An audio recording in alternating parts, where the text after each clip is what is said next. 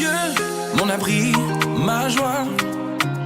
Tout est possible quand tu es là. Tout est possible, Jésus avec toi. Je marche dans ta lumière qui s'illumine en moi. Chaque jour avec toi, je crois. Gloire à Dieu. Gloire à Dieu. J'aimerais qu'on puisse ce soir s'arrêter simplement là-dessus, puis ensuite on aura un petit exercice, je dirais QCM. Est-ce que quelqu'un, voilà, s'il y a 5 questions ce soir, peut-être est-ce qu'il y a quelqu'un qui voudrait poser une question? On peut passer quelques instants autour de...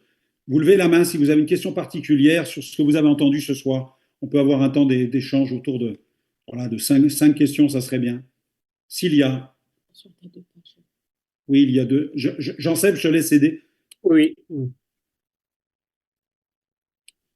Voilà, Aurel, merci.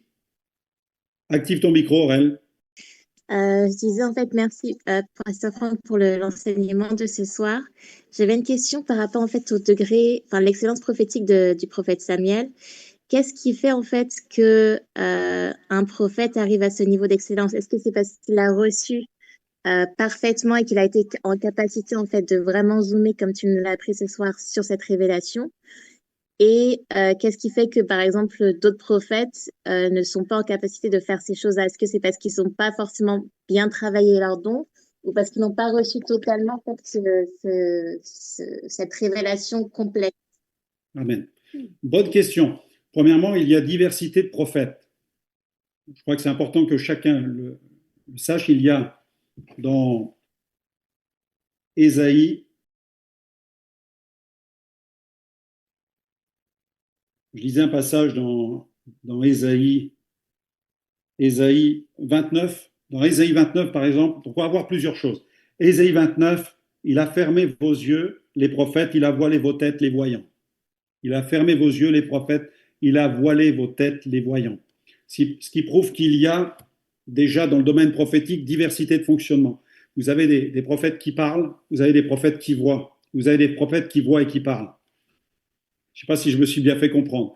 Vous avez des gens qui vont prophétiser, donc ils parlent, c'est des nabis, c'est des nabis. D'autres, ils sont voyants.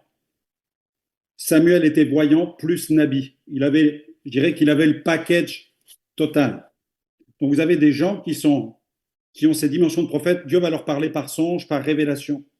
Donc ils vont recevoir des visions, ils vont recevoir des songes, et ils ne seront pas forcément dans cette dynamique de la parole de connaissance comme certains peuvent l'être. Certains vont être dans la parole de connaissance, dans la parole de sagesse, ils vont être dans la dimension du réma, du vocal, alors que d'autres sont dans la dimension je dirais de vision, et ils entendent par ce qu'ils voient.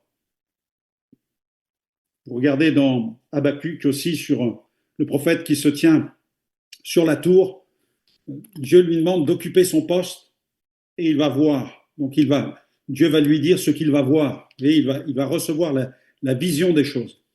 Vous en avez donc qui combinent les deux. Ils sont voyants plus prophétiques. Vous en avez d'autres, ils sont au démarrage du prophétique. Et ce prophétique va se développer avec le temps. Je dirais que le don spirituel, on va rester sur le don spirituel. Le don spirituel peut s'affûter, il peut s'aiguiser. Ensuite, d'autres ont reçu un manteau de prophète. Donc avant même qu'ils n'existent, ils sont prophètes. Vous remarquerez, Élie, est-ce qu'il est un prophète? Dites-moi, faites-moi signe. Élie le prophète. Ok. Quelles sont les prophéties d'Élie? Elles sont très courtes. Vous n'avez pas beaucoup de prophéties chez Élie. C'est un prophète de puissance. En fait, il est un signe prophétique. C'est la même chose pour Moïse. J'avais des gens qui sont des signes prophétiques que Dieu va utiliser, c'est-à-dire qu'ils incarnent, ils sont des signes. La Bible dit que certains seront des signes. Rien que leur ministère, rien que leur style, ce qu'ils sont, c'est un signe prophétique. Ils sont prophètes dans ce sens-là. Donc vous avez des prophètes revivalistes, vous avez des prophètes visionnaires, vous avez des prophètes qui manifestent des paroles de sagesse, des paroles de connaissance, et vous avez aussi des personnes qui ont des dons spirituels. Ils peuvent les amplifier, ils vont pouvoir donner de la maturité, ils vont grandir dans le domaine prophétique à mesure qu'ils vont s'enraciner dans une relation personnelle avec Dieu à mesure qu'ils vont jeûner, qu'ils vont prier. Donc, je dirais que notre impact prophétique est aussi extrêmement lié à l'intensité de notre vie spirituelle.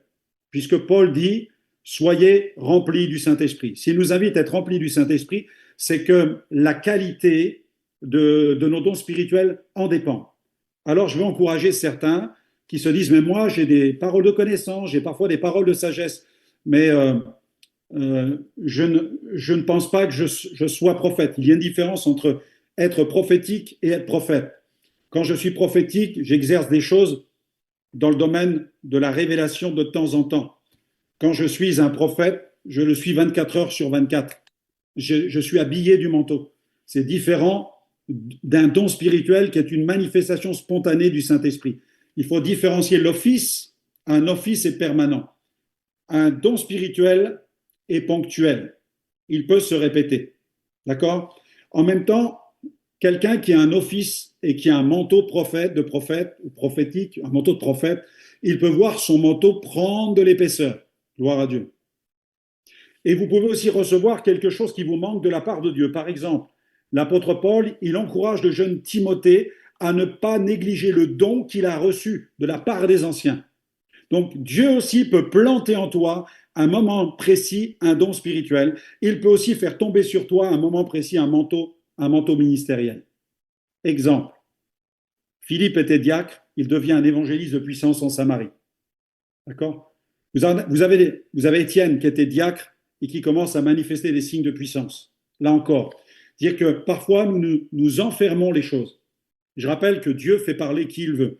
Il a fait parler l'ânesse de Balaam. Comprenez? C'est-à-dire quand Dieu veut faire parler quelqu'un, Dieu dit et les choses existent.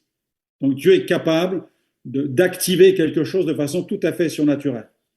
Mais ce qui est important pour nous, en fait, c'est de rester tout près du cœur de Dieu et de chercher à développer ce que nous avons. Il y a un texte aussi dans, je crois que c'est 1 Corinthiens 7. C'est aussi un autre passage qui se trouve dans 1 Corinthiens 7.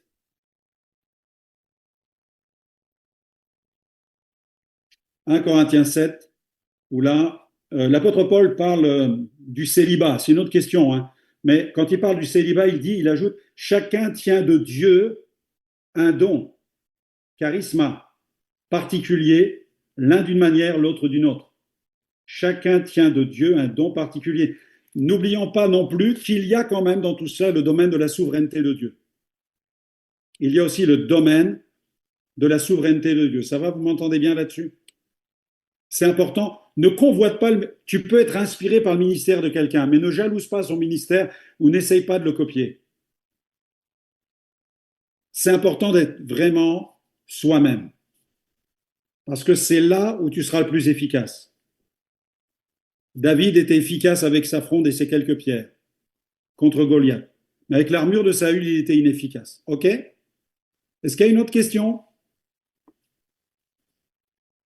Kerline, Kerline, ton micro. ton micro, Oui. Kerline.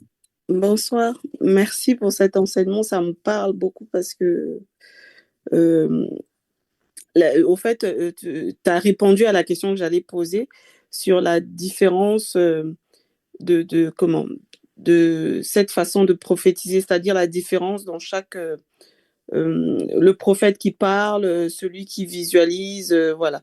Parce que je parle personnellement pour moi, parce que ça m'arrive souvent, et que ça se manifeste comme ça s'est manifesté dans l'Église. Et je n'arrivais pas à catégoriser, à comprendre, au fait, est-ce que c'est un don, est-ce que c'est quelque chose qui va s'amplifier plus tard, mais voilà. Mais ça s'est toujours manifesté de cette façon et j'arrivais pas, au fait, à me situer au point où, des fois, je recevais des choses pour des personnes dans l'Église et je n'osais pas aller vers la personne ni parler parce que j'avais peur de me tromper, voilà. Par rapport à ce que tout à l'heure tu étais en train de dire, j'avais peur de me tromper. Je me disais, est-ce que c'est mes pensées? Est-ce que c'est réellement Dieu qui met ça en moi? Et du coup, je n'osais pas. J'ai toujours évité d'aller voir directement la personne parce que voilà, je préférais toujours me mettre en retrait pour déjà comprendre exactement de quoi il s'agit. Et donc, tout à l'heure, le fait d'expliquer que voilà, il y a le prophète qui parle, il y a celui qui voit des choses et il y a celui qui a reçu le don et qui reçoit aussi la parole de connaissance. Et donc, ça, merci pour cette précision-là. Et ça me parle vraiment. Merci. Abraham, c'était un patriarche, mais il était dirigé par des visions. Il était prophète d'une certaine manière aussi. Là aussi, il y a ceux qui sont conduits par des visions. Ils vont avoir un ministère conduit par vision, par révélation. Donc là, ils sont prophètes en ce sens-là. Donc il y a vraiment une diversité. On verra aussi que dans le texte original, il y a diverses catégories de prophètes, des sentinelles prophètes, des prophètes dans la célébration. Il y a aussi des prophètes visionnaires, il y a des prophètes qui parlent. Et parfois, certains peuvent toucher à plusieurs choses en même temps. Hein, on aura l'occasion de le voir au cours d'une autre soirée sur la diversité des prophètes. Y a-t-il une autre? Merci à toi, Kerline. Merci. Oui, Oui, voilà. Alors, moi, c'est une question. Voilà. Parce que, en fait, quand j'étais dans le ministère autrefois, bon, dans les pays de l'Est et tout ça, je recevais surtout des paroles prophétiques pour les personnes. Et je voyais des guérisons, des libérations, etc. Maintenant, depuis qu'on est avec mon mari dans le ministère prophétique, apostolique, dans l'intercession, par exemple, hier, on était en train de prier hier soir, et puis tout d'un coup, je vois 3 drapeaux. Bon, alors ma question viendra après. Alors, je vois le drapeau d'Israël, je vois le drapeau de la France, puis je vois le drapeau de l'Afrique du Sud. Et puis après, je dis, mais Seigneur, qu'est-ce que ça veut dire? Alors, bon, pour Israël, je comprends bien. Bon, pour la France, voilà. Et je vois qu'il y a un lien entre ces 2 drapeaux. Et puis, mon mari me dit, ben, c'est ma réponse. Parce que lui, il avait prié, justement, par rapport à l'Afrique. Et par rapport, donc, alors là, je ne vais pas rentrer dans la politique, mais par rapport au déplacement de notre président vers l'Afrique en ce moment et tout ça, je dis, ah bon, et qu'est-ce que... Alors, il me montre une photo. Je dis, alors en regardant la photo, je dis, ah oui, donc il s'est passé ça, mais l'interprétation, Seigneur, donne-nous l'interprétation. Et j'ai eu l'interprétation. Mais après, je ne sais plus quoi faire avec. C'est-à-dire que j'ai eu l'interprétation qu'effectivement, le président est allé dans ce pays-là. J'ai eu la raison pour laquelle il a été là. Et donc, je ne sais pas si je peux aller un peu plus loin. C'est-à-dire que, voilà, il est allé chercher de l'uranium. Et le Seigneur m'a dit ça. Et puis après, je me suis dit, bon, mais alors après, moi, je ne sais plus aller plus loin, c'est-à-dire qu'est-ce qu'on prie, comment on prie. J'ai reçu beaucoup de paroles pour la France et qui se sont déjà, comment dire, Ok, ma sœur. Accomplis. Puis il y en a d'autres que je ne sais pas. Voilà. Ok, je vais donc vous répondre. En fait, quand on a des visions comme ça pour les nations, c'est surtout pour alimenter l'intercession en faveur des nations. En fait, vous êtes une sentinelle. Vous êtes une prophétesse dans le domaine de la sentinelle, comme Habakkuk, qui se tient sur la muraille et qui prie. Et beaucoup reçoivent, souvent des personnes me disent, je reçois telle ou telle chose. Ils disent, mais qu'est-ce que j'en fais? Transforme ça en intercession. En fait, on a plus de sentinelles qu'on ne le pense au sein des églises. Et il faut transformer ce que l'on reçoit en prière. Il faut arroser. Souvent, je dis arrose de prière, arrose de prière, arrose de prière. D'accord. Amen. Je comprends, c'est plutôt sentinelle alors. Et oui, ma sœur, c'est ça. Merci. N'hésitez pas à continuer. Vous recevez des drapeaux. Cindy Jacobs, elle voit des maps, elle voit des cartes, elle prie pour les nations. Oui, je vois des cartes aussi. Elle voit des têtes couronnées. Oui. N'hésitez pas à entrer dans ce domaine-là, c'est très important. D'accord, merci. Geneviève aussi. Moi, j'ai une question, au fait. Je suis sur ton portable. Pardon, Raphaël? Oh, excusez-moi. Oui, moi, j'ai une question, au fait, par rapport au... Enfin, ça me concerne et je sais que ça concerne plusieurs personnes. Lorsque, par exemple, une personne rencontre le Seigneur, elle donne sa vie au Seigneur, c'est quelque chose de nouveau pour elle et elle est, voilà, elle est visitée par le Saint-Esprit. Elle commence à développer des dons, notamment des dons de prophétie, tout ça. Elle voit des choses, elle a des révélations. Et parfois, par manque d'enseignement, ou même par peur et tout ça, elle n'est pas forcément accompagnée. Il y a des dons qui sont un peu comme étouffés et qui s'éteignent.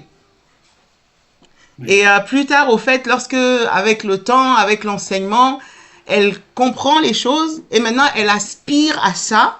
Bon, voilà, et ça vient très doucement, mais pas comme avant. Mais est-ce que au moment de la conversion, ce qui se manifeste, c'est ce à quoi Dieu l'appelle au départ, c'est un échantillon où, bon, on sait que les choses peuvent évoluer, hein. Mais moi, la question, c'était par rapport à ça, en fait. Moi, j'ai appris à voir que les choses ne sont pas gravées dans le marbre avec Dieu. Il faut bien comprendre ça, c'est-à-dire que très vite, on s'enferme soi-même et très vite, on nous enferme dans quelque chose. C'est pour ça quand certains disent à un tel, voilà, toi tu es évangéliste, toi tu es prophète, la distribution des ministères, souvent c'est quelque chose, par exemple, si je prends cet exemple-là, qui peut avoir un effet totalement négatif. Autant ça peut encourager quelqu'un, autant ça peut l'enfermer totalement à l'intérieur. Parce que quand tu dis à quelqu'un, par exemple, voilà, le Seigneur me montre que tu vas être évangéliste, la personne, si dans son esprit, elle a le cliché ou le schéma que l'évangéliste, c'est Billy Graham qui prêche sur une estrade devant 50 000 personnes, au bout de quelques mois, elle fait de la dépression parce qu'elle se dit « mais quand est-ce que je vais prêcher à 50 000 personnes ?» Alors qu'il y a évangéliste dans les prisons, il y a évangéliste dans la rue, évangéliste parmi les musulmans, évangéliste parmi les jeunes, évangéliste parmi les enfants. Il y a tellement de façons d'exprimer les choses. C'est pourquoi les choses ne sont pas gravées dans le marbre. Nous sommes souvent, nous, enclins à vouloir enfermer les choses. Donc c'est important de les réactiver, de chercher la plénitude du Saint-Esprit. Parce que la clé se trouve dans, je dirais, dans la carrosserie du véhicule. Il y a différents types de carrosseries, hein. Souvent quand je parle des dons spirituels, aussi je parle de différents types de carrosseries. Vous avez des voitures tout-terrain, vous avez des routières, vous avez aussi des voitures de luxe. D'accord ? Vous avez des voitures de course aussi. Donc c'est pourquoi il y a différents types de dons, différents types de ministères. Je cherche où est Geneviève. Ah oui, t'es en bas. Voilà. Il y a différents types de ministères. Donc ça, la carrosserie est importante. D'accord ?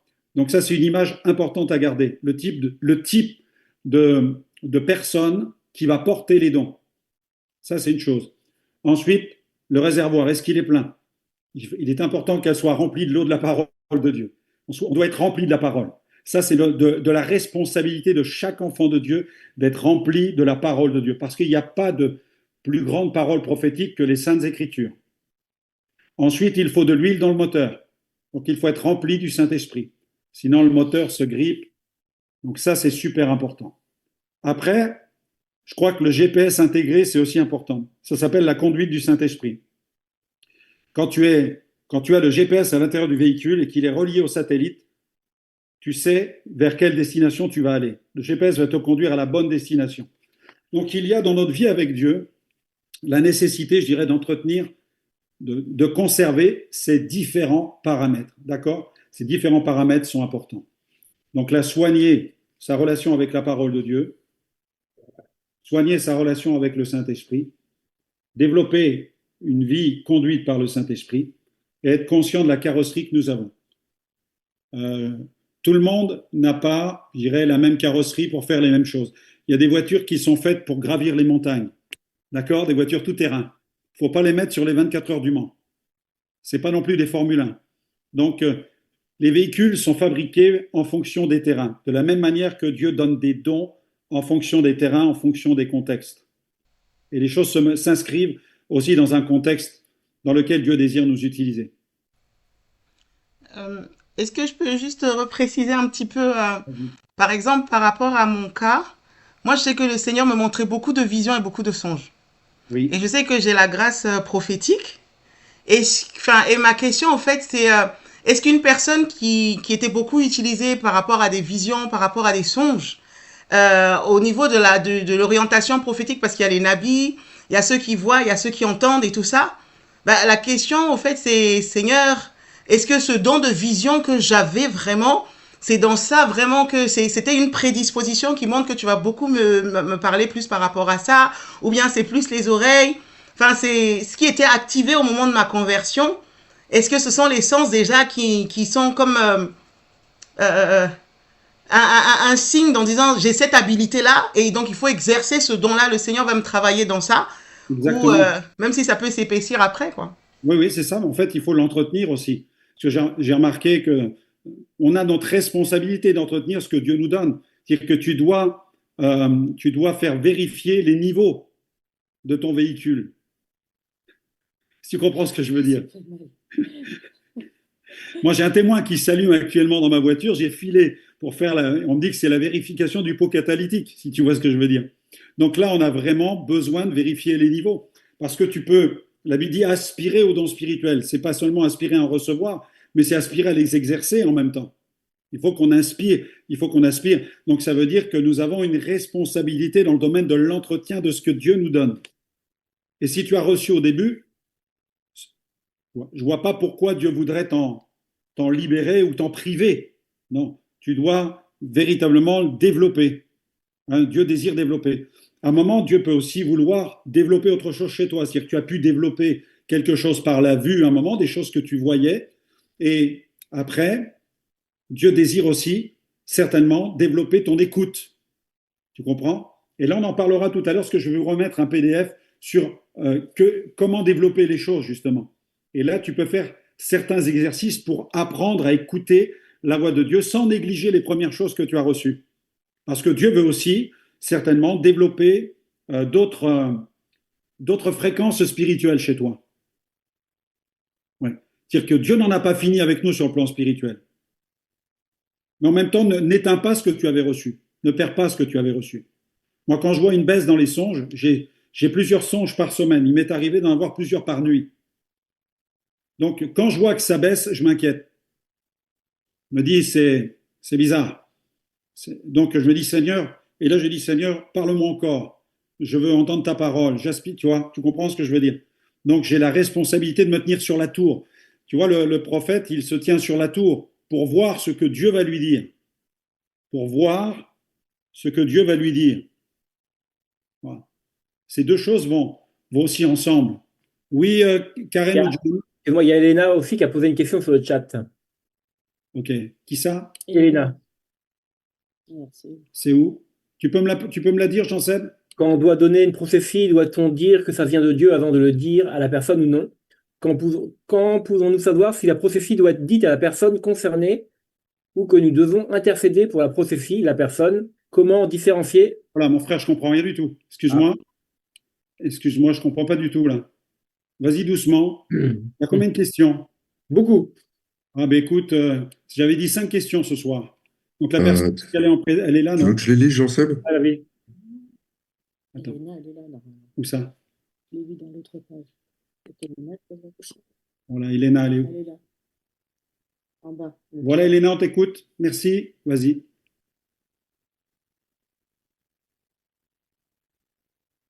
Et Elena?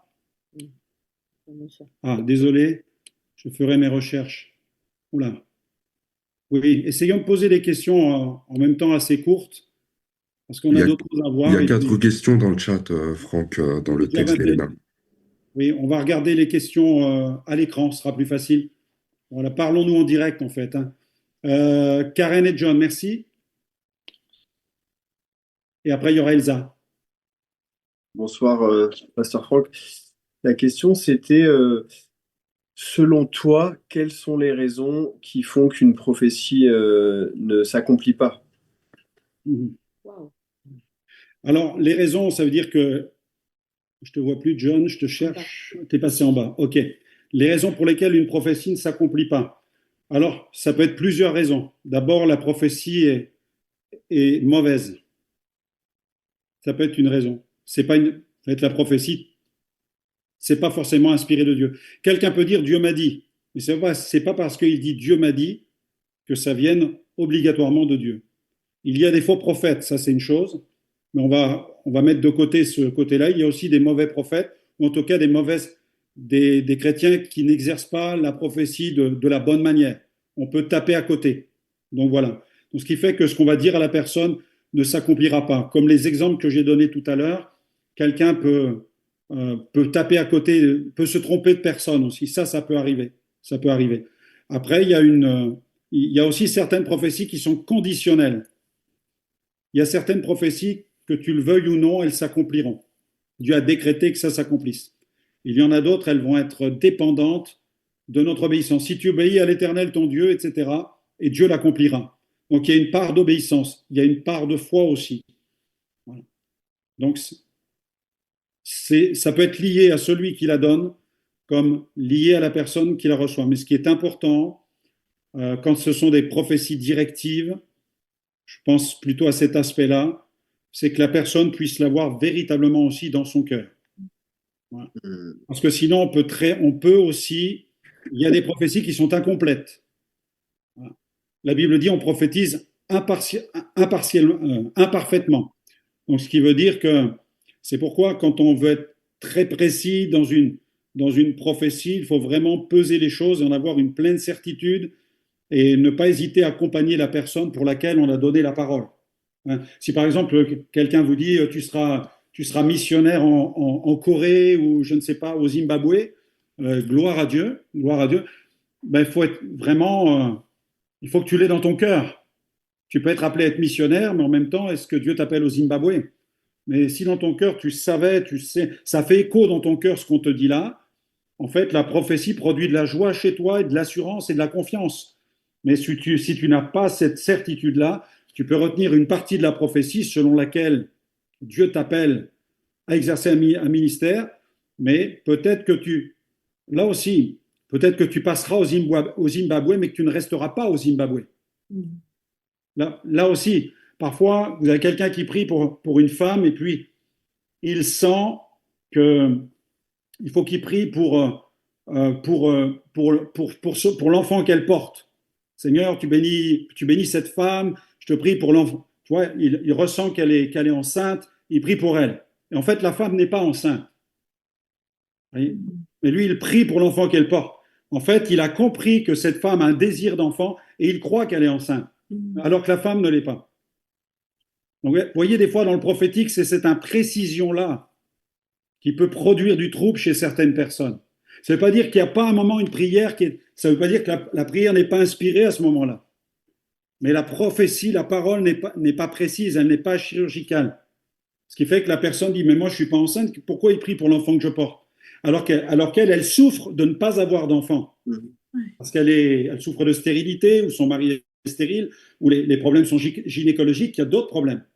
Et celui qui a prié a ressenti qu'il avait un problème d'enfant, mais immédiatement, le raccourci pour lui, elle est enceinte, Seigneur, bénis l'enfant qu'elle porte. Alors qu'en fait, non. Elle voudrait être enceinte, elle n'y arrive pas, et elle souffre de la situation. Vous voyez? Et ça, ce sont des choses auxquelles parfois j'ai assisté aussi, que j'ai vu chez certaines personnes. Alors la personne qui a reçu la prière va dire, non, cette église-là n'est pas prophétique, ils se trompent, ils ne sont pas inspirés, etc. Non, c'est parce que la prophétie n'était pas chirurgicale. Elle manquait de précision, en fait. D'accord, merci. Je ne sais pas si j'ai répondu à ta question. Si. Merci beaucoup. Elsa, il est 21h30. Oui, une dernière question donc avec Elsa, puis après on va faire un test ensemble. Oui, bonsoir, Pasteur Franck. C'était pour te demander si tu pouvais développer un petit peu, parler de certains points en ce qui concerne le prophétique à travers la louange, le mystère de la louange et de l'adoration, et comment l'exercer en plein en plein service. En plein quoi? En plein service. En plein service. Très bien. Bah, écoute, on aura l'occasion d'en parler dans une autre réunion, et je peux te dire que le prophétique a tout à fait sa place dans la louange, et que souvent il s'exprime sans que l'auditoire ne s'en rende compte. Souvent il s'exprime. Hein. Il n'y a pas seulement la dimension prophétique dans le choix des chants, ça c'est une chose, mais il y a aussi dans ce que peuvent recevoir les worship leaders dans ces moments-là. Donc c'est vrai qu'on a peu de personnes qui se lancent dans ce domaine-là, mais la louange peut tout à fait souvent être un appui aux différents prophètes. Hein. Certains prophètes ont besoin de louanges pour exercer, comme Élisée avait besoin d'un musicien pour supporter son ministère prophétique. Maintenant, j'aimerais préciser quelque chose. Aussi, là, c'est important. N'attends pas d'avoir un musicien pour prophétiser. Moi, j'aime beaucoup Jésus parce que Jésus était prophétique tout terrain. Jésus, je vous donnerai un enseignement sur prophétiser dans la crise. Jésus prophétisait avec des opposants. Nous, on aime l'atmosphère qui nous... Et c'est bon, je suis pour ça, amen. Hein? Vous ne détrompez pas sur la question, je suis pour ça. Avoir des bons musiciens derrière qui te supportent, et là ça garde l'auditoire attentif, et tu peux apporter des paroles prophétiques. Certains prophètes ont leurs musiciens, ils ont un piano, ils ont une atmosphère musicale, et ça c'est bon, c'est important. Quand on peut l'avoir et quand on peut l'entretenir dans l'Église, ça c'est bien. Mais n'oubliez jamais que Jésus, lui, il était dans des situations chaotiques, avec du bruit partout autour de lui, une foule qui s'accrochait à lui, et il était prophétique. Il était prophétique. D'accord? Donc, il ne faut jamais oublier cette partie-là. Maintenant, je comprends ton souci parce que tu es dans la louange et tu exerces un ministère, et c'est normal que tu puisses faire rejoindre le prophétique avec la louange et travailler là-dessus. Donc là, c'est de ta part que de te tenir devant Dieu. Et comme tu l'as dit dans une réunion récemment, j'ai bien entendu ce que tu disais, c'est très important. Tu disais qu'en ce qui te concerne, c'est à genoux, c'est au pied du maître, que là tu es brisé, tu reçois de Dieu, je dirais non seulement les chants que tu choisis, mais en même temps l'onction qui va te conduire dans la louange. Tu vois ce que je veux dire? Oui. Parce que quand tu chantes, tu es porté par l'Esprit, et quand tu chantes, tu proclames des choses pendant que tu chantes. Il y a les paroles des chants que tu chantes, mais il y a aussi ce que tu déclares pendant que l'auditoire chante. À un moment, tu te détaches du chant, l'auditoire continue à chanter, mais toi, tu proclames des paroles. Et dans ces moments-là, les paroles qui peuvent jaillir de ton cœur, ça peut être des paroles de guérison, qui déclarent des guérisons, qui déclarent des miracles. Dans les temps d'adoration et d'intimité avec le Seigneur, il peut y avoir des paroles de sagesse, des paroles de connaissance, etc. Là aussi, un worship leader peut évoluer dans cette dynamique-là. Mais il faut être capable de switcher entre la célébration et, je dirais, la connexion avec l'auditoire qui est en face de toi. Oui. Voilà. Mais ça, c'est une grande sensibilité. Ça réclame, je dirais, que tu sois connecté avec les bonnes fréquences divines, en fait. Parce que là, il ne faut pas se rater, parce que tu dois maintenir l'esprit d'adoration, et en même temps faire circuler l'esprit de prophétie. C'est ça qui n'est pas toujours simple. Mais si tu poses la question, ça veut dire que tu es travaillé par le Saint-Esprit dans ce domaine-là. La question que tu te poses est une question que le Saint-Esprit te pose à toi, pour que tu puisses déjà y répondre. Et tu puisses y travailler, en fait. Commence à y travailler et démarre tranquillement. Commence à démarrer tranquille. Fais ton école, je dirais, sur ce terrain-là. Commence à vivre des choses là-dessus. Et tu verras que le Seigneur manifestera sa puissance par des paroles inspirées. Moi, j'en suis sûr. Mais il y a un moment, il faut sortir de la barque, en fait. Il y a un moment, il faut oser sortir de la barque. Ok, Elsa? Ok, merci. J'espère que j'ai répondu. Oui, merci beaucoup. Il y avait Raphaël, je crois, qui avait posé une question. Et ensuite Camille. Bonsoir. Je voulais poser une question relative à Élisée qui a côtoyé le prophète Élie. Ouais. Donc, tout à l'heure, tu disais qu'il y a de ceux qui sont prophètes depuis le sein de leur mère. Je voulais poser la question par rapport à Élisée. En fait, est-ce qu'on peut être intentionnel? C'est-à-dire,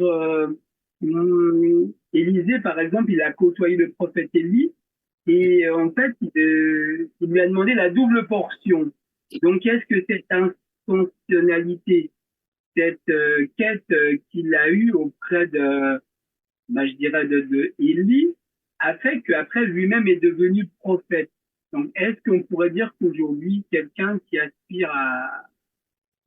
Est-ce qu'on peut dire aujourd'hui quelqu'un qui a le désir de devenir prophète peut le devenir dans cette quête-là, le fait d'avoir soif, de se dire, bah, moi aussi, j'ai envie de tendre vers cela. Enfin, voilà, c'est un peu ma question. Je vais répondre à ta question. La Bible dit déjà, pour Jérémie, pour Samson, on voit qu'ils étaient nazirs dès le ventre de leur mère. Et même la mère de Samson, elle ne devait pas boire de liqueur forte parce qu'elle portait le poids du naziréat de son fils. D'accord? Donc, en fait, ce que Dieu est en train de nous dire par là, c'est qu'il y a des gens qui sont établis comme des signes prophétiques dans l'histoire des nations. Voilà. C'est-à-dire que dès le ventre de leur mère, Dieu les connaît d'avance et Dieu a déjà vu qu'ils allaient entrer dans une consécration tout à fait spéciale. Mais ça, ce sont des signes prophétiques. Mais ça ne veut pas dire que parce qu'on n'a pas cette conscience d'avoir été appelé dès le ventre de sa mère, comme l'apôtre Paul lui aussi, lui-même le dit, qui dès le ventre de sa mère, voilà, il était appelé à être apôtre. Voilà. Il y a des gens qui le savent. Il y a des gens qui savent qu'ils ont été configurés pour quelque chose. Moi, j'ai toujours su que j'étais configuré pour quelque chose. J'étais un enfant, que j'avais des visions, j'avais des rêves apocalyptiques. La nuit, je rêvais de la fin du monde. Je fuyais devant des gens qui voulaient me capturer. J'étais vraiment dans des situations. Et j'étais un enfant, j'avais 8, 9 ans, je voyais des choses comme ça. Et comme je l'ai dit à l'église, ma mère m'avait emmené chez un voyant et elle avait demandé au voyant qu'il voit sur moi, il ne voyait rien, il n'arrivait pas à voir ce qu'il y avait sur ma destinée. Je crois qu'il y a des gens qui portent ça en eux-mêmes, qui portent ça, qui sont comme des signes prophétiques aussi. Mais la Bible dit, pour t'encourager mon frère, si quelqu'un aspire à la charge d'évêque, c'est écrit dans la parole. Donc, ça veut dire que évêque, c'est un ministère. Presbytéros, dans certains mouvements, les évêques, ils ont même la couverture de mouvements et de nombreux ministères. Nous, chez nous, l'évêque, souvent, c'est l'ancien dans l'Église. En France, en francophonie, un évêque, d'abord, il n'existe pas. On va remettre les choses un peu d'équerre. Il y a des anciens, voilà, des presbytéros, on va dire. Voilà, des fois, il y a plus des archaïkos que des presbytéros, mais en tout cas, bon, il y a des anciens. Et dans certains pays, le presbytéros, c'est celui qui va couvrir même des ministères. Donc la Bible dit, si quelqu'un aspire à la charge d'évêque, il fait bien. Donc, c'est pas interdit d'aspirer à quelque chose. C'est parce que Dieu donne à qui il veut. Et Dieu suscite dans l'histoire de l'Église, l'Église nous montre que des gens n'ont pas été dans le ministère ou dans le service depuis l'enfance et que parfois à 30 ans, 40 ans, ils apparaissent comme ça. Comme Élie le Tishbite, tout à coup, il apparaît, on ne sait pas d'où il sort. Élie, le Tishbite, tu vois. Et pourtant, il a un ministère de prophète. Il apparaît d'un village. Voilà. Donc, ce qu'il faut, c'est surtout pas recevoir cette pensée en soi que ça ne sera pas pour moi. Voilà. Il ne faut pas se dire ça. Non.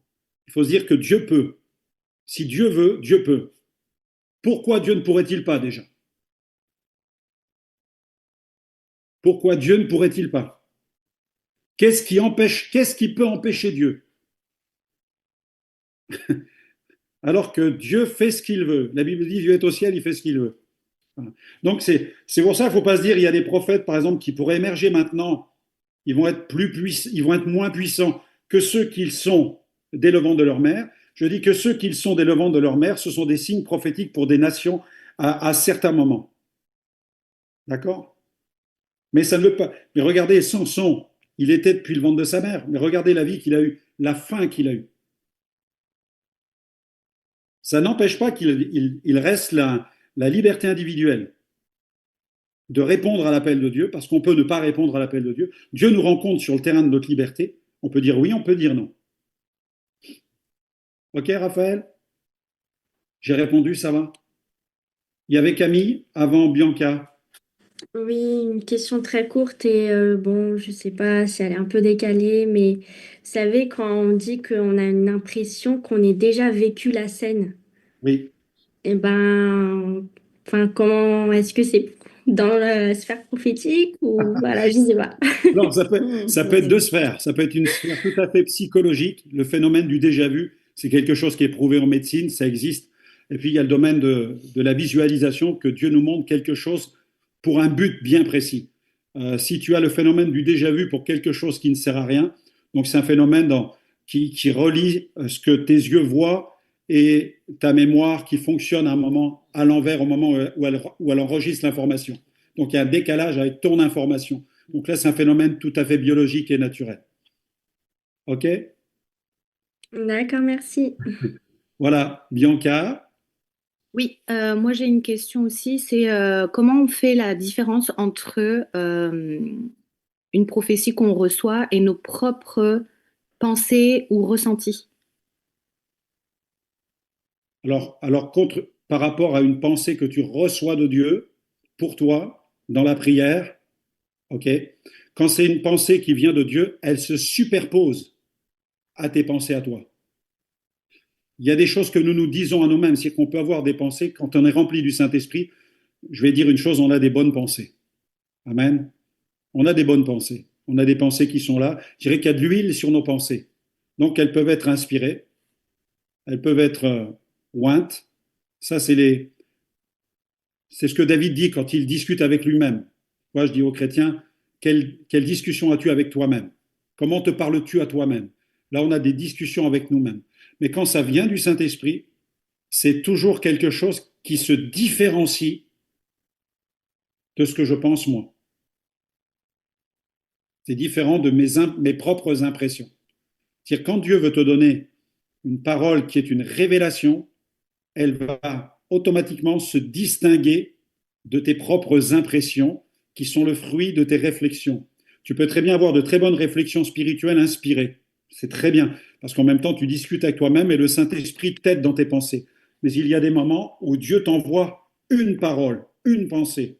Et là, cette parole, elle s'impose tellement à toi qu'elle fait la différence avec le reste. C'est une évidence que là, Dieu t'envoie un message direct.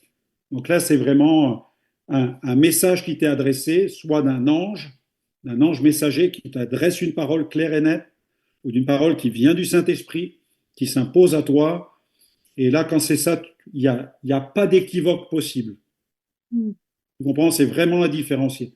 Mais ça ne veut pas dire que ce que tu reçois au travers de tes cogitations ne soit pas inspiré. Mais c'est à différencier d'une parole de révélation que tu reçois de la part de Dieu. Par exemple, quand Ananias reçoit des paroles divines concernant Saul de Tarse, pour lui, c'est une évidence. Là, il reçoit un package, en fait. C'est un package divin qui vient, qui le percute tellement clairement que là, il entre dans un scénario divin. Il va entrer dans quelque chose qui va le transporter. Tu comprends, Bianca? Oui, oui, ça me fait penser à une situation que j'avais déjà vécue où je parlais avec quelqu'un et à ce moment-là, j'avais une pensée nouvelle qui m'est arrivée en tête et ça m'a tellement perturbée que je suis allée la vérifier. Ouais. Et en fait, c'était vrai. Ce que j'avais reçu sur la personne, c'est ce qu'elle vivait vraiment dans le secret et ça l'avait vraiment meurtri. Et c'est là où, voilà, après coup, après vérification, où on se dit, ah bah oui, du coup, ça vient de Dieu. Mais sur le moment, on ne sait pas toujours et je pense que des fois, on va pas non plus toujours pouvoir vérifier si ça vient de Dieu ou pas ce qu'on a reçu.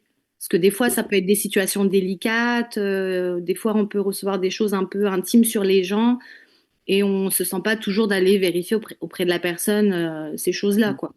C'est là où il faut différencier entre l'appel que Dieu te donne à ce moment-là. Est-ce que le Seigneur te demande soit l'Habakkuk qui va se tenir sur la tour en tant que sentinelle parce que tu reçois une révélation pour quelqu'un, ou est-ce que tu es le prophète qui est envoyé pour donner directement une parole à une personne? Et Et comment on sait si on doit être dans l'un ou l'autre cas de figure, du coup? ben, Quand déjà, on reçoit. la Bible dit à un moment, poussé par l'Esprit. Donc, moi, quand j'ai dû aller un jour secourir une personne en difficulté, j'avais ma main sur la poignée de la porte, le Saint-Esprit m'a dit, dépêche-toi, cours, va chez lui. Et je suis parti en courant chez lui. Tu vois, là, il n'y avait pas d'ambiguïté. J'étais poussé. Tu vas voir vraiment une poussée de l'esprit. L'esprit, vraiment, il est là pour nous conduire. C'est pas une simple impression. Quand ce sont des impressions, vaut mieux le dire dans le cadre de discussion. Hein, je vois la demande d'Elena sur, parce que j'essaie de parcourir un peu rapidement ce qu'elle a mis sur Oui, j'ai repris deux de ces questions. est-ce qu'il faut dire l'Éternel m'envoie. C'est pas nécessaire de dire ainsi parle l'Éternel ou l'Éternel m'envoie. Non, c'est pas toujours nécessaire de le dire parce que on fonctionne aussi sous la dispensation de la grâce et on est aussi conduit par le Saint-Esprit. Donc, ne tombons pas toujours dans les schémas de l'Ancien Testament où certains prophètes parlaient à des nations et disaient ainsi parle l'Éternel. Donc, parce qu'ils étaient établis pour parler à des nations. Quand tu parles à quelqu'un, viens plutôt dans le cadre d'une discussion. Parfois, moi, je donne des paroles à des gens, ils n'ont même pas vu que c'était un don spirituel. Hmm. Ils s'en sont pas. En fait, c'est même pas nécessaire Hmm. que les gens sachent. C'est moi, Superman. Je vous ai donné une parole prophétique. Comprenez ce que je veux dire? Je suis un prophète. C'est moi le prophète qui te parle. Je suis ton prophète. Tu vois? C'est pas forcément nécessaire. Non. Apprends justement à délivrer ce que tu reçois et en fonction de ce que les personnes te disent, tu peux comme ça vérifier. Tiens, en fait, j'étais vraiment inspiré. Ce que j'ai eu là, c'était plus qu'une impression, c'était une parole de la part du Seigneur. Tu comprends ce que je veux dire? Oui. Voilà. Oui, ça peut être une discussion avec la personne où on amène des questions Ouais. qui vont venir un petit peu éclaircir ce don, quoi. C'est pas forcément toujours quelque chose d'énergique. Ça peut être quelque chose de tout à fait soft, qui va correspondre aussi à votre nature. Parce que le prophétique, c'est justement la fusion entre les émotions de Dieu et les émotions d'une personne. Et sur le plan émotionnel, nous ne sommes pas tous les mêmes. Vous avez diversité de ministères. Vous remarquez, ceux qui nous visitent, vous avez des ministères, c'est des prophètes Élie, vous en avez d'autres, ce sont des Élysées. Vous allez voir David Terry et Jérémie Potin, c'est pas Joël Francis Tatou. Voilà, il faut simplement recevoir diversité de ministères parce que c'est des tempéraments, c'est des modes opératoires différents. Et bien de la même manière, tu as ta nature et on ne peut pas demander, quand je parlais des voitures tout à l'heure, on ne peut pas demander à une voiture tout-terrain de fonctionner comme une Formule 1 ou une voiture qui va faire les 24 heures du Mans sans s'arrêter, quoi. C'est pas les mêmes véhicules. Il faut respecter. Et ça ne veut pas dire que l'un est plus puissant et plus fort que l'autre. Vous voyez? Vous allez prendre Élie et Élisée. Élisée a fait 2 fois plus de miracles qu'Élie. Qui était le plus puissant des deux? Difficile à dire. Parce que Élie était capable de défier 450 prophètes en un seul jour. Ce qu'Élisée n'a pas fait. Vous voyez? Donc il y a différents, quelqu'un a mis, chacun a son couloir. Il y a des couloirs. Alors je précise pour les couloirs, parce que ça circule beaucoup sur Internet, c'est bien. C'est bien de le préciser. On parle beaucoup des fois dans des enseignements à la télé, MCI, etc., du couloir et tout ça. Attention, les couloirs, pour rebondir sur ce que Raphaël disait tout à l'heure, il ne faut pas qu'un couloir, ça devienne une voie sans issue. Hein, parce qu'on a besoin de boulevards aussi. Vous voyez? Moi, j'aime bien relativiser un peu les choses aussi. Donc, il y a des couloirs, vous allez voir, on a des couloirs, mais tu peux avoir plusieurs couloirs. Parce que certains, on va dire Alain, Dieu t'appelle au ministère d'évangéliste. Ah ouais, gloire à Dieu, je vais être évangéliste. Et il va oublier complètement le prophétique. Il va dire, moi, c'est signe, guérison, miracle. Mais le prophétique, c'est pour les prophètes. Vous voyez?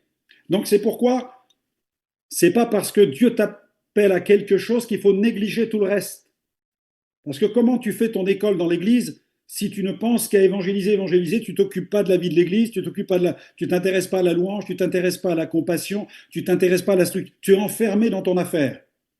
Des fois, je vois dans des églises, certains, ils sont dans tel ou tel domaine, mais ils ne font que ça, mais le reste de la vie de l'église ne les intéresse pas. Et ils ne grandissent pas parce qu'ils ne connaissent pas l'église dans sa globalité. C'est pourquoi je dois m'intéresser à toute la vie de l'église. Tu peux très bien être un évangéliste et chanter avec GV Worship, par exemple, le dimanche. L'un n'empêche pas l'autre. Tu peux être dans le ministère social, mais aussi t'occuper des enfants à l'église. Vous voyez? Donc, les couloirs, c'est bien, mais tu peux en avoir plusieurs. Et un jour, un couloir, ça peut devenir un grand boulevard. Gloire à Dieu, amen. Amen. Le couloir peut prendre du volume. Et là, tu dis, waouh, Dieu te donne un grand espace dans l'évangélisation. Tu deviens un évangéliste national ou un évangéliste international. Moi, j'ai vécu différentes choses dans mon service avec Dieu. J'ai touché à beaucoup de choses, en fait, parce que j'ai découvert la vie intérieure de l'Église. J'ai pu être aumônier à l'hôpital pendant plusieurs années, tout en étant pasteur et pionnier implanteur d'église, faire ensuite des circuits d'évangélisation en France, faire le tour de la planète des dizaines de fois, évangéliser dans 50 pays, voilà, vivre beaucoup de choses. Bon, il y a une chose que j'ai pas fait, je suis voilà, chanteur, je fais pas chanteur, je fais pas louange, gloire à Dieu, amen, gloire à Dieu. J'aurais bien aimé, mais non. Voilà, il y a d'autres qui le font très bien, gloire à Dieu. Des fois, on se dit, j'aimerais bien être worship leader, mais non, si tu veux vider la salle, commence à faire worship leader, Franck. Franck. Voilà, on a nos dons naturels, on a aussi nos dons spirituels. Il y a des manteaux qui sont sur certains. Donc voilà, voilà, merci Geneviève, merci de me sauver. Je me raccroche aux branches, je psalmodie de temps en temps, amen, gloire à Dieu. Mais et j'aime profondément la louange. J'aime la musique, j'aime les instruments. Mais je suis pas capable de tenir une guitare, mes doigts sont trop durs pour tenir. Voilà, j'ai pas les mains d'un guitariste. Voilà, Dieu m'a créé avec des mains qui sont pas faites pour les instruments de musique. Voilà. Mais ouais, Pasteur John, il prêche. Pasteur John est capable de s'occuper des ados, il est capable de faire de la batterie. Voilà, il peut parler sur Instagram. Voilà, en fait, il libère ses potentialités. Et moi, je vous encourage vraiment à ne pas vous enfermer. Si vous avez un couloir dans lequel vous êtes bien, eh bien, courez dans ce couloir-là, hein, comme celui qui fait le 400 mètres là, c'est bien. En même temps, dis-toi toujours, Dieu peut t'en donner aussi un autre. Ne t'enferme pas dedans. Ne sois pas fermé si Dieu t'ouvre un autre couloir à un moment. Hein. Puis un jour, si Dieu te donne un grand boulevard, ben prends-le. Prends-le. Et il te demande déjà d'être fidèle dans le couloir où tu es. Sois fidèle là, il va t'en ouvrir un autre. Sois fidèle dans l'autre. Et puis avance comme ça. Et les principes bibliques, c'est sois fidèle dans les petites choses, Dieu t'en confiera des plus grands. Et tout ce que ta main trouve à faire, ben, fais-le. Ok? Ça va, vous allez bien? Gloire à Dieu. Gloire à Dieu. Écoutez, je vous propose, c'est qu'on fasse un test maintenant. C'est top, Franck. Merci beaucoup. Merci C'est beaucoup. super ce soir. Ben, écoute, gloire à Dieu. Hâte du Maxibook. Hein. Vraiment. Amen, Pour amen. Noël, hein, j'ai écrit. Voilà, puis j'invite Elena, si elle est. Voilà, ceux qui la voient. Elena, envoie-moi tes messages par. J'ai pu commencer à répondre à certains. Mais c'est vrai que je voyais pas là sur le chat, j'arrivais pas à voir tout ce qui était inscrit. Mais n'hésite pas à m'envoyer en privé. Si vous avez des questions, envoyez-moi en privé des choses et j'essaierai de vous donner quelques retours là-dessus. N'hésitez pas. OK? T'inquiète pas, Franck, j'ai fait une capture d'écran des questions. Bien. Comme ça, je te les envoie. OK. Donc maintenant, on va procéder au QCM. Donc je vais vous proposer un petit QCM. Et prenez une feuille, un stylo. Justement, Geneviève va parler de couloir. On va aborder quelque chose maintenant. On va parler de fréquence on va employer peut-être une autre expression pour ça, ou de canal. Vous allez essayer d'étudier, d'identifier votre canal. Jean-Seb, je pense que tu as reçu. Oui, c'est bon. OK. Donc, je te propose, on va faire question par question. Donc, il faudra que vous alliez. Alors, il faut pas mettre. On va pas vous donner toutes les questions tout de suite, parce qu'il y en a ils vont le faire en 5 minutes, d'autres vont le faire en 3 quarts d'heure. Donc, le but, c'est qu'on vous laisse la question, vous répondez vite à la question. Vous lisez les différentes propositions, et ensuite, vous lisez et vous écrivez sur un papier votre réponse. OK? On y va, Jean-Seb, avec la première question. Il faut juste un papier et un stylo. Il faut juste répondre par A, B, C ou D. Voilà. Voilà, vous répondez juste par ce qu'on vient de vous dire, A, B, C. Donc, quand vous êtes à la première question, vous faites votre choix. OK? Attends, je vais l'ouvrir. Elle est dans le chat. C'est bon. Voilà. Question 1. Quand Dieu attire ton attention, ce qui t'arrive le plus souvent, réfléchis rapidement. Hein. A. Une pensée soudaine comme une petite notification intérieure. Une image ou un flash visuel dans l'esprit. un ressenti émotionnel ou spirituel, comme de la compassion, de la paix, un sentiment d'urgence ou une intuition claire, sans explication logique. Donc prends une minute pour réfléchir à ça et choisis A, B, C ou D. Si tu n'as pas de réponse, tu mets rien. Il n'y a pas de problème. Alors, regarde, c'est écrit, c'est devant toi sur le chat. Tu le Ça vois? peut être deux réponses ou une seule? Une seule réponse.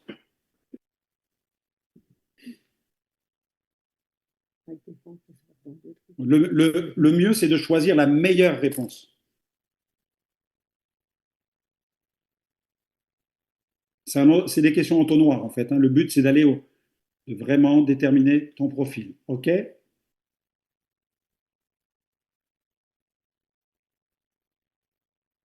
C'est bon? Dès que c'est bon, vous me faites signe de la main et on passe à la suivante. OK? Ne désespère pas si tu ne t'y retrouves pas. Ne stresse pas, ne t'angoisse pas. OK? Est-ce que c'est bon pour tout le monde? Ah, faites-moi un pouce. OK? Vous êtes toujours là? OK. Question suivante, on y va. Donc, tu as noté la lettre hein, que tu retiens. Question 2, le domaine dans lequel tu reçois le plus facilement les impressions, donc c'est-à-dire des pensées, des convictions, ou alors est-ce que tu reçois de Dieu plutôt des visions, des images, ou est-ce que tu ressens plus les atmosphères comme la joie, la tristesse? Chez les gens, tu reçois voilà, les sensations de combat, de paix. Qu'est-ce que tu ressens?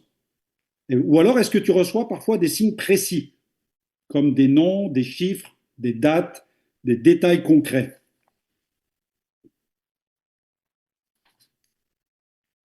Et ça ne veut pas dire que l'une des questions est meilleure que l'autre.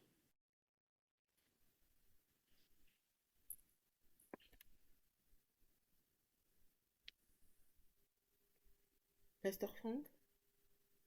Oui. Les songes rentrent dans les visions, images? Oui. Comment? J'ai pas compris. C'est quoi ta question? Est-ce que les songes rentrent dans la Oui. catégorie B? C'est toute l'imagerie. Oui, oui. OK. C'est bon? Faites-moi signe. On y va? On passe à la suivante. Il y en a 150 de questions. Non, je rigole, c'est une blague. Question 3. Vas-y, Jean-Seb. Question 3. Alors, si tu pouvais augmenter une forme de réception chez toi, tu aimerais quoi? Quelle est ton aspiration? Tu voudrais recevoir des datas précises comme Samuel? Tu voudrais voir davantage d'images et de scènes spirituelles? Ou alors avoir une sensibilité accrue aux émotions du Saint-Esprit? Ou recevoir des révélations ciblées sur la destinée des gens? Il faut aller vite, il faut répondre assez vite. Il faut que ce soit spontané tes réponses. Vite.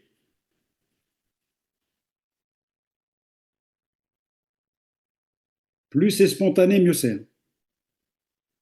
Moi, j'ai une petite question sur les datas. Qu'est-ce que tu veux dire par là? Les notifications du ciel, les informations. Recevoir des datas précises, les données que Dieu te donne.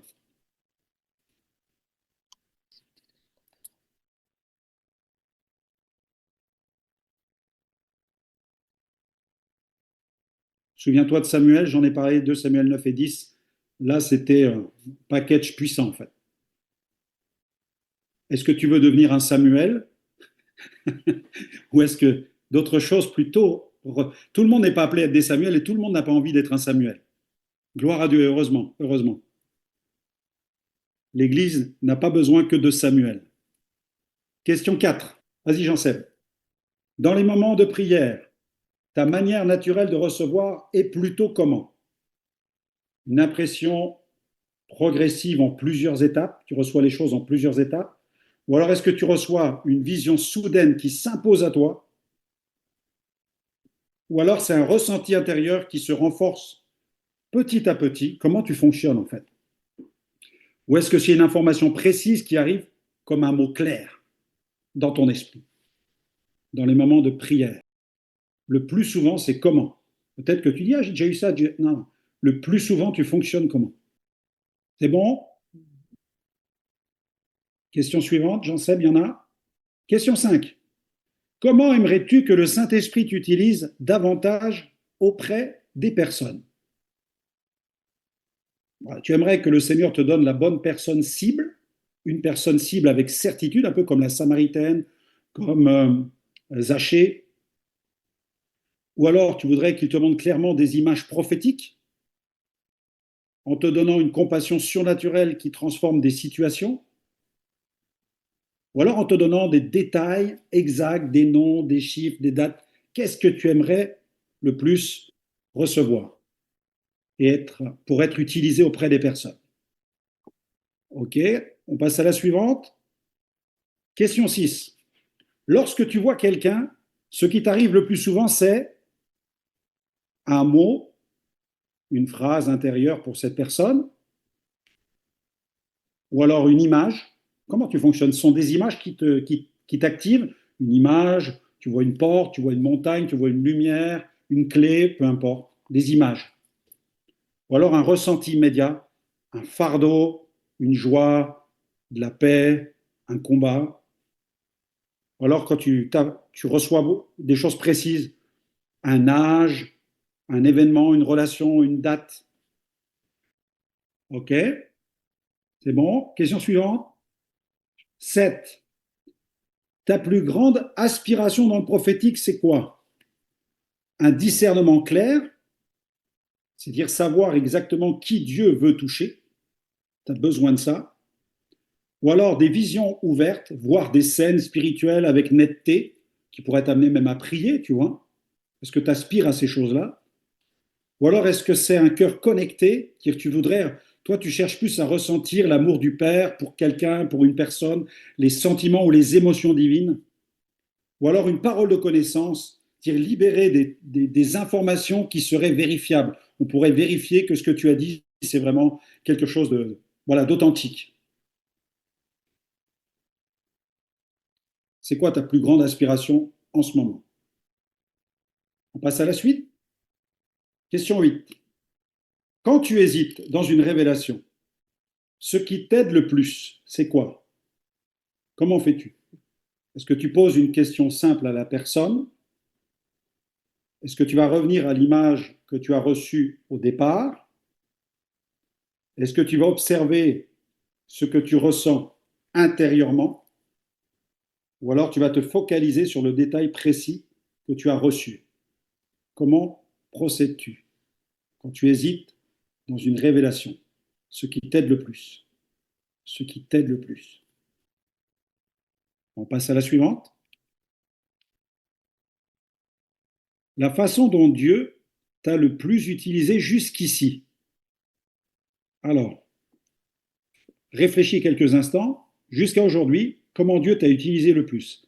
Par des impressions intérieures qui se sont avérées exactes, ou alors par des images prophétiques qui parlent aux personnes, des ressentis spirituels qui encouragent, qui consolent les personnes, ou alors des détails concrets confirmés par la personne. Choisis la meilleure réponse. Excuse-moi, est-ce qu'on a la possibilité de deux réponses Non, une réponse. On peut toujours en avoir deux. Le but, c'est d'avoir choisi la meilleure, mon frère. Instinctivement, choisis la meilleure. Si Samuel, le prophète, était là, il répondrait aux quatre.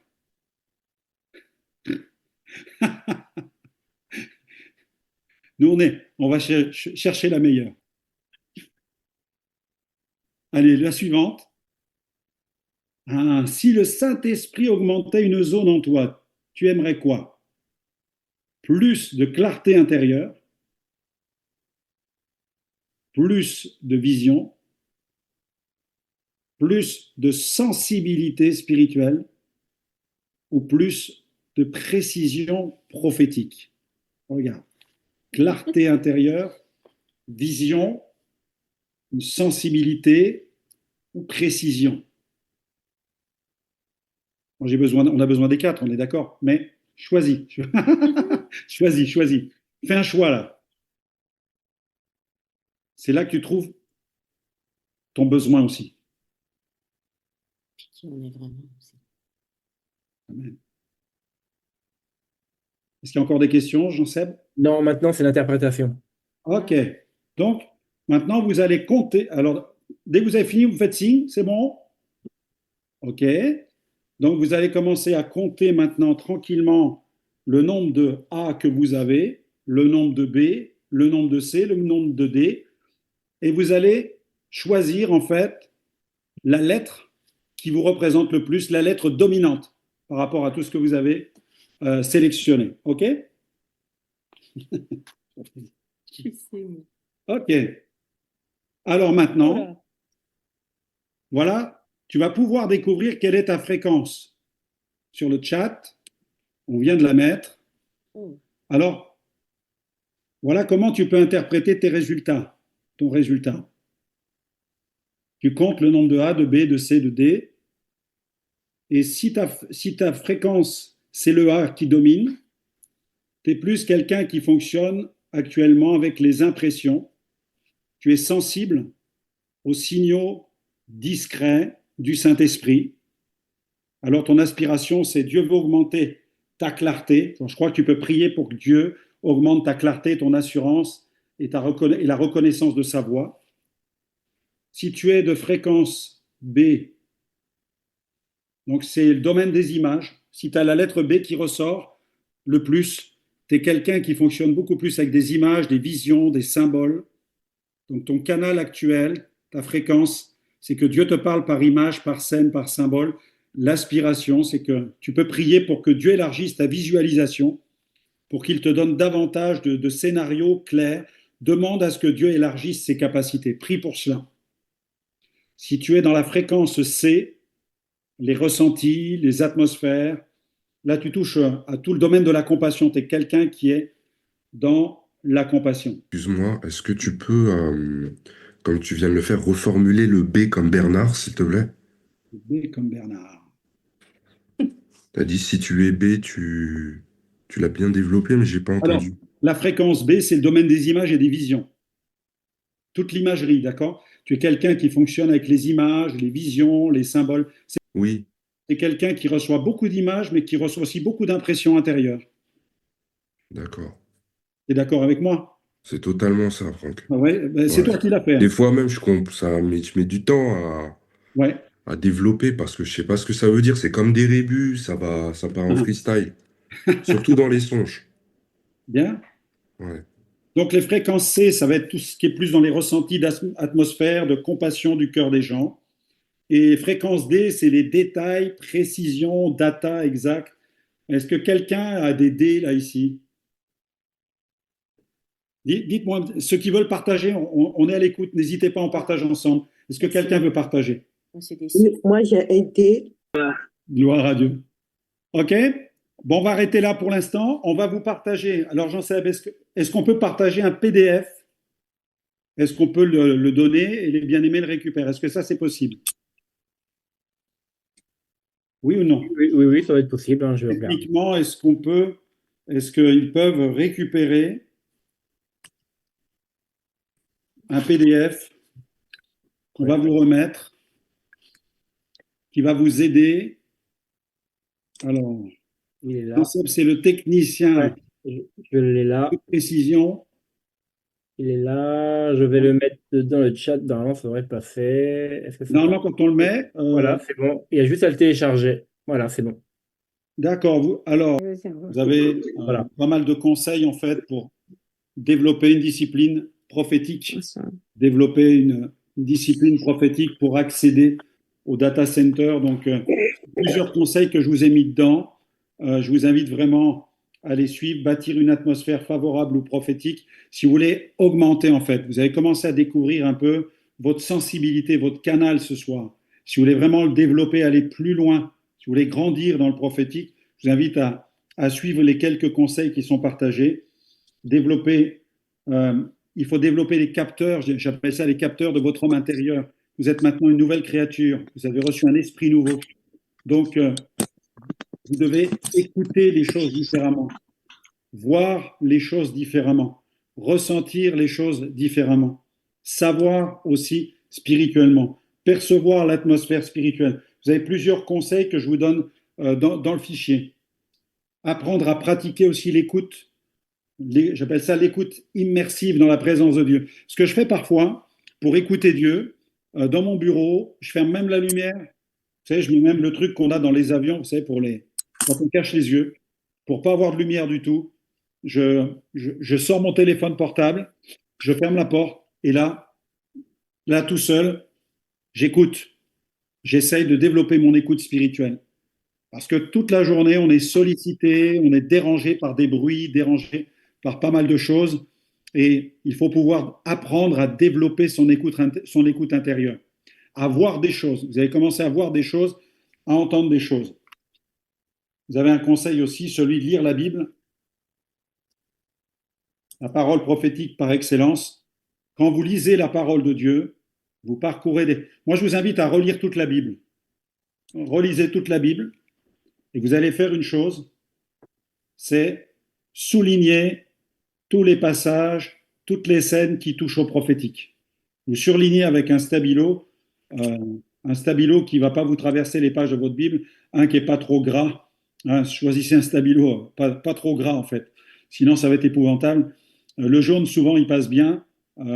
Et là, vous soulignez tout ce qui touche au prophétique et vous notez, quand vous lisez quelque chose, vous passez sur des mots, il y a des choses qui vont s'allumer en vous. Et quand ça s'allume en vous, vous passez sur un mot, notez dans la marge un commentaire. Commencez à noter, commencez à apprendre à interpréter ce que vous lisez. Vous avez parfois, en tant qu'enfant de Dieu, on lit les choses, on lit, mais on n'écoute rien en fait. On dit, on a lu la Bible, on a lu la pensée du jour, mais on ne développe pas son écoute spirituelle. On n'essaie pas de comprendre. Et là, l'écoute spirituelle, c'est quelque chose qui doit s'apprendre et qui doit se développer. En fait. Ouvrez-vous aussi aux différentes imageries, les formes d'imagerie surnaturelle. Des impressions que vous pouvez avoir, des visions que vous pouvez avoir, qu'on voyait des symboles. Commencez en fait à les noter. Moi, je vous invite même à tenir un journal des chroniques prophétiques de votre vie spirituelle. Gardez un journal dans votre ordinateur ou sur un carnet. Notez toutes les visions que vous avez. Moi, depuis que je suis converti, j'ai des centaines d'anecdotes, de miracles, de visions, de songes, de paroles. J'écris toutes les scènes que je vis. J'ai un journal intime, en fait. Et je note les expériences. Faites-le. Et vous allez commencer à voir comment Dieu travaille avec vous. Vous allez pouvoir aussi demander des choses à Dieu beaucoup plus précises. Notez les rêves que vous avez qui ont une portée prophétique. Ne confondez pas les rêves qui viennent de la pizza que vous avez mangée la veille avec une révélation divine. Notez pas tous les rêves où vous êtes comme Superman, vous allez de planète en planète. D'accord? Non, vraiment. Il faut qu'il y ait vraiment une dimension prophétique. Vous sentez que Dieu vous envoie un message. Notez-le. Commencez à le noter. Demandez, Seigneur, qu'est-ce que tu es en train de me dire? Questionnez Dieu sur les choses que vous recevez. Parlez en langue aussi. Pratiquez la prière en langue pour vous synchroniser en permanence avec le Saint-Esprit. Souvenez-vous que l'apôtre Paul, il disait, je rends grâce à Dieu de ce que je parle en langue plus que vous tous. L'apôtre Paul, c'était quelqu'un qui développait son homme intérieur. Il faut que vous compreniez une chose. Vous êtes converti, vous avez reçu l'Esprit de Dieu, vous n'êtes plus la même personne. Vous avez maintenant un homme intérieur. Et c'est cet homme intérieur-là que vous devez développer. Cet homme intérieur, vous devez développer ses sens, sa vision, son écoute, son ressenti. C'est à vous de le développer. C'est à vous de lui permettre de grandir. Si vous ne vous occupez pas de l'homme intérieur, vous allez rester, non pas charnel, mais vous allez rester dans le naturel. Vous allez rester dans le naturel. Et si vous voulez entrer dans le monde spirituel, il faut développer l'homme nouveau, l'homme intérieur. L'apôtre Paul, il écrit, vous êtes dépouillé de la vieille nature, vous avez revêtu une nature nouvelle, vous êtes maintenant un homme nouveau. Il explique cela. C'est-à-dire qu'un homme, il a des yeux, il a des oreilles. Maintenant, tu vas voir, quand tu connectes avec Dieu, quand tu te connectes avec les datas divines, tu es en train de dire, Seigneur, je suis ouvert pour recevoir ton imagerie céleste. Je suis ouvert pour entendre ta voix, pour sentir ce que tu veux me faire ressentir. Je suis ouvert pour entendre ta parole. Donc, si tu montres que tu te mets sur les bonnes fréquences, Dieu va commencer à te parler. Tant que tu ne t'y intéresses pas, Dieu ne t'envoie que très peu de choses. Il y a un passage dans la Bible qui dit qu'à l'époque, les visions étaient rares. Les visions peuvent devenir rares. Mais là, à vous entendre, je vois qu'on a un peuple prophétique, un peuple qui a soif d'entendre, un peuple qui a soif de voir. On a des prophètes ici, on a des On a des gens prophétiques, mais on a déjà des prophètes et des prophétesses ici dans la communauté du GVC. Gloire à Dieu. Amen. C'est pourquoi développer cela sans cesse. Donc, lisez bien le PDF que je vous ai envoyé. Aspirez aussi à une plus grande précision.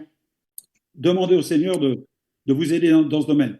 Regardez, dans le domaine de la science, on va bientôt arriver à la fin, bien aimé. Je sais qu'on a été tard ce soir, c'était un peu exceptionnel.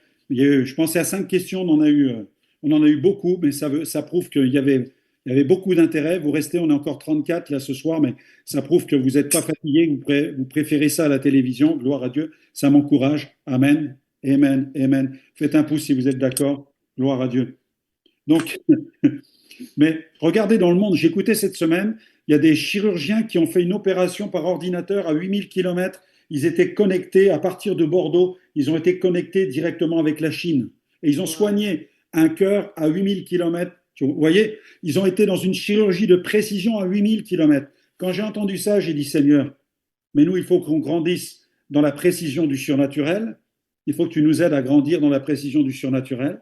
Amen. Le monde dans la science grandit. Est-ce que l'Église grandit dans le surnaturel? Seigneur, amène-nous à grandir chacun dans notre domaine du surnaturel. Gloire à Dieu. Amen. Je terminerai par là, la prophétie sans amour. La prophétie sans amour devient une divination. L'amour aligne le cœur et Dieu parle où le cœur est juste. Alors vient la révélation. Vient la révélation. Vous voyez, notre fardeau, notre désir, notre mobile, c'est vraiment l'amour de Dieu. On doit rechercher tout cela pour permettre aux âmes de rencontrer Jésus, d'être transformés et de rejoindre les rangs de l'Église de Jésus. Amen. On va terminer par la prière, vous voulez bien? On peut tous prier. Là, on va terminer par une prière commune, tous ensemble. Tu as découvert ton couloir, entre guillemets. On va dire ton canal. On peut dire ta fréquence. Voilà, tu as découvert. Là, tu as commencé à toucher des choses qui correspondent à ta personnalité. On va couper les micros, Jean-Seb. On aura l'occasion de faire un autre test bientôt qui va aller encore plus profondément dans ce domaine-là. On aura d'autres tests dans le module que j'ai là ici, que vous pourrez avoir comme Mickaël le veut tellement. Vous avez au moins 30 QCM dans ce 30 tests là-dedans.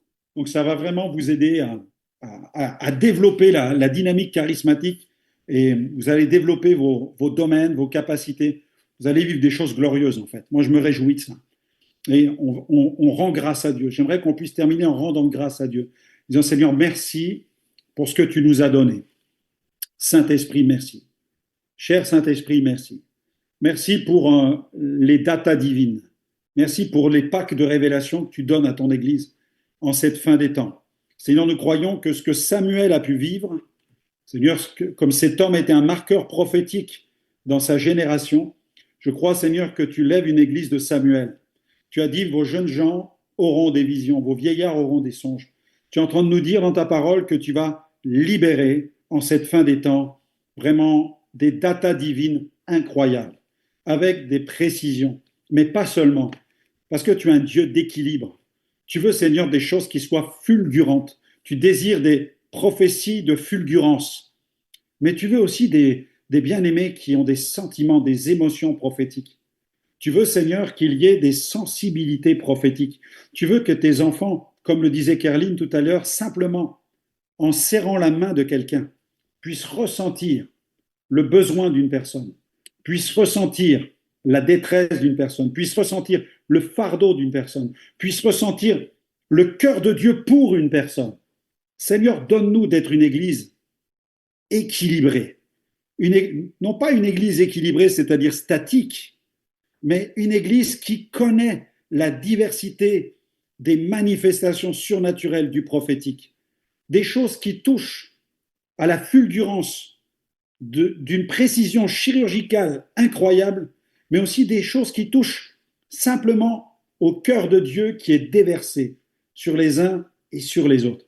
Que chacun dans notre communauté puisse trouver sa place, que celui qui est comme un Élie puisse manifester la puissance d'Élie, mais celui qui est comme un Ananias puisse aller jusque dans une maison, porter un message de Dieu, parce qu'il sera conduit par le Saint-Esprit. Il mettra sa main sur quelqu'un avec amour et il délivrera le poids d'une révélation qu'il a reçue dans la prière.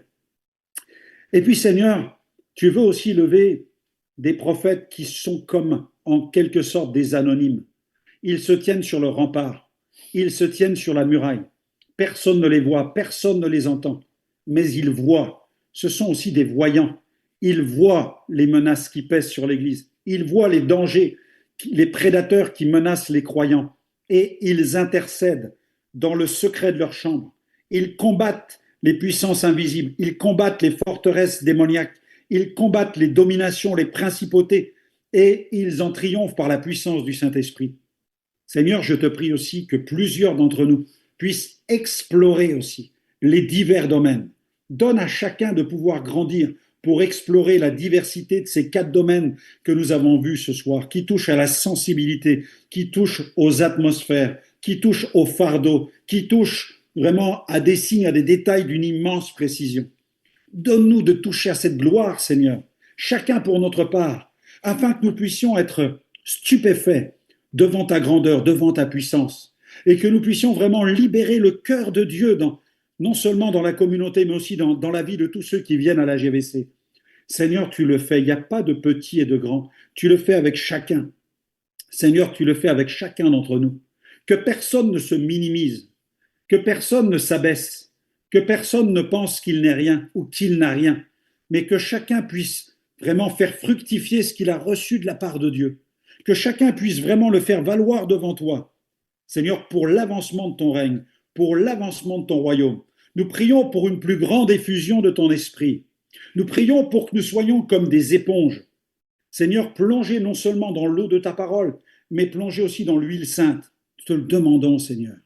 Merci, Père, de donner des mots, de donner des images, de le faire quand nous sommes éveillés, de le faire quand nous sommes endormis. Peu importe le moment de la journée ou de la nuit, Seigneur, tu peux nous réveiller pour intercéder. Tu peux nous parler quand nous sommes plongés dans un sommeil profond. Et là, tu peux donner, Seigneur, des révélations, des visions incroyables. Seigneur, merci pour ce que tu fais. Merci pour ce que tu vas opérer, Seigneur. Que chacun se réjouisse en toi. Que chacun puisse dire, je fais partie d'un peuple, non seulement pentecôtiste, je parle en langue, amen, mais aussi je fais partie d'un peuple charismatique. J'accède aux dons spirituels, j'accède au domaine des visions et des révélations. Seigneur, amplifie, maximise ce que nous avons reçu. Viens ajouter à ce qui manque. Donne de l'épaisseur à ce que nous avons déjà reçu, Seigneur. Non pas pour notre gloire, mais pour ta gloire. Seigneur, afin que ton Église grandisse, que les âmes qui sont perdues soient touchées, impactées par les révélations qui sont libérées dans l'Église, pour qu'ils puissent dire, Dieu est vraiment au milieu d'eux. Un frère, une chrétienne, quelqu'un m'a parlé, m'a dit quelque chose que seul Dieu connaissait. Ce qu'il m'a dit était un mystère, ou ce qu'il m'a dit était quelque chose de caché que seul Dieu connaissait. Et Seigneur, tu lui as dit, tu lui as partagé mon fardeau pour que quelqu'un puisse prier pour moi. Seigneur, nous te prions pour cela, afin qu'il y ait un mouvement puissant du Saint-Esprit dans les murs et hors des murs. Je prie, Seigneur, que ce que tu donnes à l'Église soit déversé dans le temple, mais aussi que ça déborde du temple, qu'on puisse le vivre à la boulangerie, qu'on puisse le vivre dans le bus, qu'on puisse le vivre dans le métro, dans le tramway, sur la place publique, sur les places, dans les rues, peu importe les endroits. Ton esprit n'est confiné nulle part. Samuel opérait partout, Seigneur, et il est sous l'ancienne alliance, nous qui sommes sous la nouvelle. Donne-nous de réaliser que ton esprit n'est pas enfermé dans les 4 murs du temple, mais que ton esprit est dans les temples que nous sommes. Et lorsque nous nous déplaçons, le temple que je suis se déplace avec l'onction du Saint-Esprit. Merci, Père, de vivifier chacun, d'augmenter chacun, de qualifier chacun, de déverser davantage à chacun. Seigneur, merci parce que tu amplifies. Tu dis aspirez aux dons les meilleurs. Alors, comme l'a demandé tout à l'heure Raphaël, Seigneur, comme l'ont signalé plusieurs d'entre vous, Seigneur, je prie pour qu'il y ait des dons encore meilleurs qui soient donnés, des grâces excellentes. Seigneur, des onctions plus puissantes, des onctions plus précises, des dons plus affûtés, Père. Nous te prions pour cela, Seigneur, ce soir, au nom puissant et merveilleux de Jésus. Que là où il y a des questionnements, Seigneur, chacun reparte avec des réponses. Seigneur, maintenant, tu transcodes le message qui a été partagé ce soir. Tu le transcodes en autant de personnes qui se sont réunies. Et je prie maintenant que tu l'appliques à chacun par la puissance du Saint-Esprit, que ton esprit de révélation puisse porter cet enseignement. Seigneur, que cette masterclass soit maintenant transmise à chacun, que chacun reçoive la part, que chacun reçoive la part d'enseignement dont il a besoin, afin qu'il entre dans une dynamique prophétique, mais aussi apostolique. Seigneur, que chacun puisse porter l'étendard de la croix plus loin que chez lui, qu'il puisse la porter plus loin que sa demeure, plus loin que sa ville, plus loin que son pays, au nom de Jésus, que nous soyons les porteurs de l'étendard du royaume de Dieu. Sois remercié, Père, au nom puissant de Jésus. Nous t'avons prié et nous te remercions et nous disons ensemble Amen, Amen et Amen. Gloire à Dieu. On peut acclamer le Seigneur. Amen pour ce que nous avons pu partager ensemble et vivre ensemble ce soir. On va vous souhaiter à tous une bonne nuit de repos et je vous souhaite une bonne nuit avec des visions, avec des songes, avec des rêves. Amen. C'est ce qu'on peut. Amen, amen, amen. Amen. Amen. Merci, pasteur. Bon sommeil.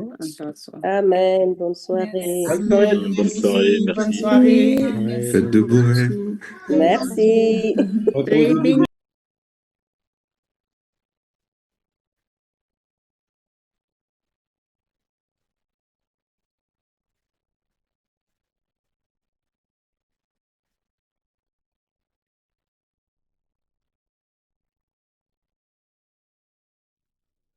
N'hésitez pas à liker, à partager la chaîne et à vous abonner. Soyez bénis.